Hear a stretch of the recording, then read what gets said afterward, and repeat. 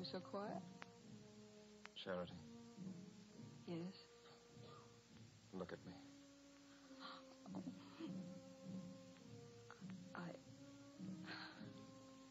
I suppose I can blame that on the moon and the orchids. Charity. But it's better not happen again. Charity, this isn't real, you know it? None of it's real, especially you. A man doesn't step onto a ship at the end of the world and find a girl like you. It's all a dream, a crazy, impossible We better dream. get back to my father and to the ship. All right.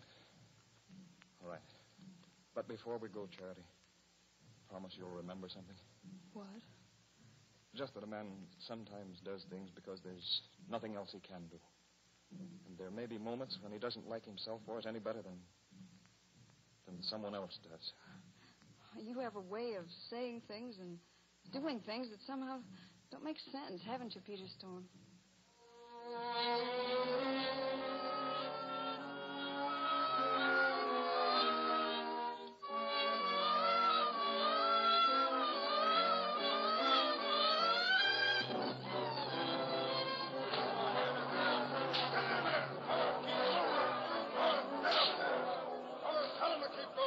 What's the matter with you, Thorgensen? Are you mad? Get those slaves off the ship. Get them off. Father, wait. It's just a mistake. Hey, I go ashore for 4 hours. I wouldn't blame it myself, Captain, but I had to follow your orders. Those slaves of the Challenger. The man's quite right, Captain Mason. Right. What are you talking about? Merely that it's my men who are loading the slaves. Marcus, hold off there until we settle this thing. You see, Captain, they're merely carrying out the agreement you signed with me 3 hours ago. You! Thorgensen! Pipe all hands here. Make a slave out of my ship, will you? I wouldn't call you men if I were you, Captain. It happens mine outnumber them, and they're better armed. Wait. Mr. Thorgensen, you read that agreement. Is he telling the truth? Yes, ma'am. Else I never would have let him come aboard. All right, Mr. Peter Storm. Go on. Go on and load your cargo. My father can't stop you. He's helpless against anyone like you. Because my father's a man, while you're a sneaking, lying, barge-scuttling rat. There's just one place in a ship where you belong, and that's strung from the yardarm.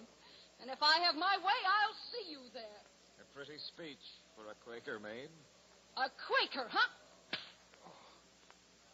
Very pretty. I suppose that means you've finished? Oh, no, I haven't.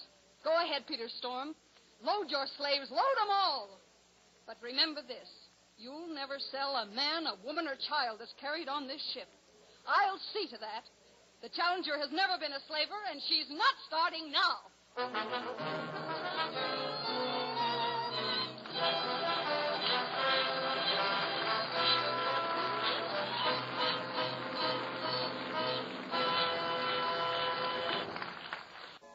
3 weeks had passed. The Challenger, her hold jammed with Storm's human cargo, is far at sea. But it's a strange, unreal voyage, with warfare open but unspoken between Charity Mason, played by Ginger Rogers, and Peter Storm, played by Jack Arnold. And early one evening on the quarterdeck. Evening, Miss Charity. How's the skipper? Not too well, Mr. Thorgensen. What's the course? West, northwest, miss. We're making good time with this wind. Might even make Havana in 10 days the way we're going. Oh, I wish we'd never get there. There go them slaves again. I'll bet they'd keep on singing that song if they was dying. I know. But I've almost come to love that music. Thorgensen, how is it down there where they are? I wouldn't know, ma'am. Every day I hear more lashing of the whips going on. I guess Storm's men are keeping order, but I have my own ideas about how they're doing it. So have I. Suppose you can take the watch a bit, ma'am. I thought I'd check our course on the charts. I'll take it, mister. I won't be long, miss.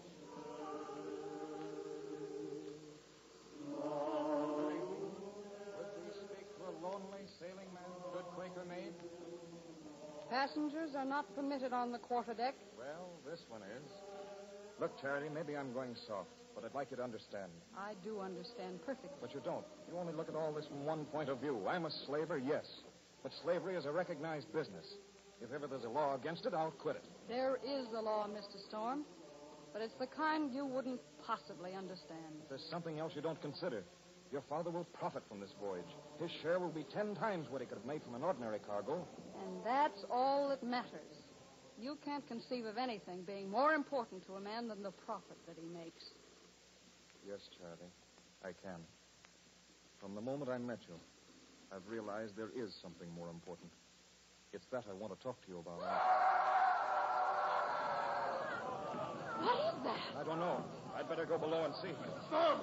Mr. Storm, sir! Here, Marcus. What is it? What's wrong below? It's bad, Storm. Majola here says the natives have been threatening to rebel, and I guess this is it. What about that, Majola? It's true, Buena Storm. Slaves turn as wise men. They've gotten clubs for themselves by tearing planking and beams right out of the ship. But that pounding. They're trying to break down the barrier that holds them off from the rest of the ship.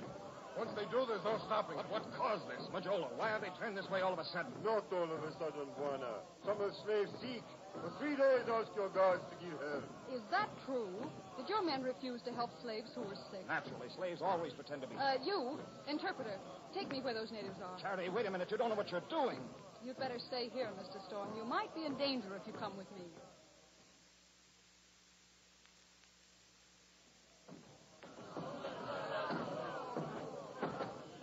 You're not going in that hole, Charity. I forbid it. You forbid it. Listen to me. This pretending to be sick is an old trick with slave cargoes. They do it to get white men among them, then they kill them.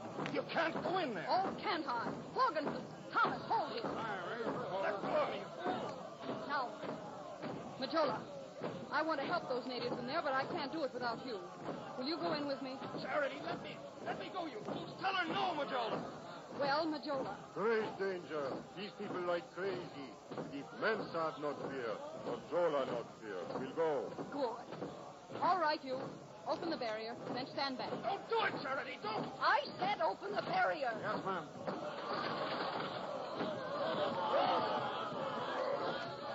Now, Majola, tell them the white woman is their friend.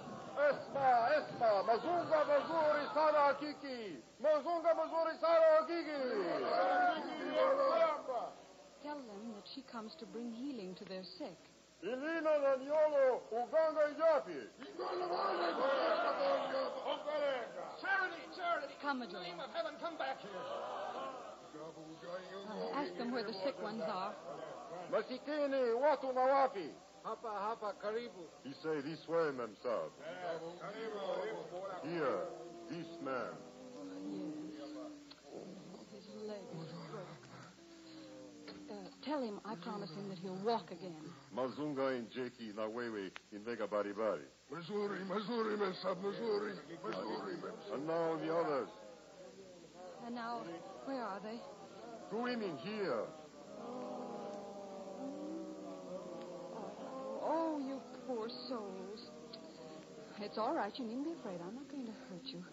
I've come to help you. Oh, they are sick. Fever. They'll have to be taken forward where I can take care of them. Now, Majola, there is something you must tell them all. Jola waits. Tell them that if they'll give up their weapons and have faith in me, I'll promise them their liberty, all of them. Memsah Biulo, tudo watu na shamba saki diendagi.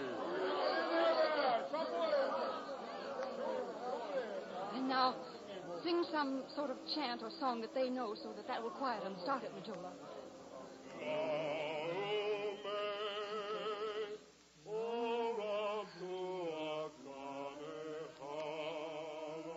Come, Majola.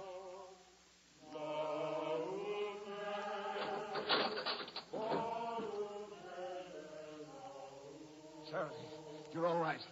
Mr. Thorgensen, there's a man in there with a broken leg. See that it's tended to.